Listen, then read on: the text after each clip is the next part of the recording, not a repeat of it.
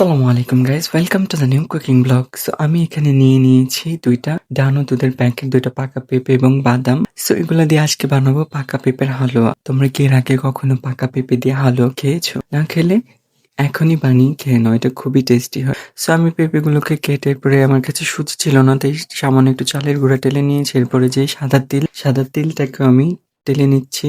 লাল লাল করে টেলে নেওয়ার পর দুধটাকে বয়ল করে নিয়েছিলাম। এরপরে যে হালকা ঘি দিলে ভালো হয়, বাট আমি তেলের মধ্যেই করেছি। সো এটাকে দিয়ে তারপর নাড়তে চাড়তে হবে, এবং লবণ তোমরা চাইলে স্কিপ করতে পারো মিষ্টি খাবারে। তারপরে হালকা একটু তেজপাতা, দারচিনি, এলাচ অ্যাড করে এরপরে চিনিটা অ্যাড করে দিচ্ছি পেঁপের মধ্যে দিয়ে। এটাকে ভালো মতন একটু নাড়াচাড়া করে নিতে হবে, মিক্স করে নিতে হবে চিনিটাকে। এরপরে এটাতে অ্যাড করে দিতে হবে যে বয়ল করে রাখা দুধ অ্যাড করে এটাকে কিছুক্ষণের জন্য সিদ্ধ হতে দিতে হবে। সেটা কিছুক্ষণের জন্য সিদ্ধ হলে এরপরে এটাতে আমি অ্যাড করছি পোলাও পাতা অ্যাড করলে এটা থেকে খুবই সুন্দর একটা স্মেল বের হবে, খুবই একটা অ্যারোমা আসবে। সো এরপরে এটাকে ঢেকে রাখছি কিছুক্ষণের জন্য। ঢেকে রাখার পরে এখন ধীরে ধীরে যে চালের গুঁড়াটা ভেজে রেখেছিলাম এটাকে ধীরে ধীরে অ্যাড করে দিচ্ছি। চালের গুঁড়াটাকে ধীরে ধীরে অ্যাড করতে হবে, না হলে লাম্পস ক্রিয়েট হবে বা দলা বেঁধে যাবে। সো এটাকে ধীরে ধীরে অ্যাড করতে হবে এবং ভালো মতন মিক্স করে নাড়াচাড়া করে নিতে হবে। এর কিছুক্ষণ পরেই আমি এটাকে নাড়াচাড়া করে এরপরে এটাকে কিছুক্ষণের জন্য ঢেকে রাখবো।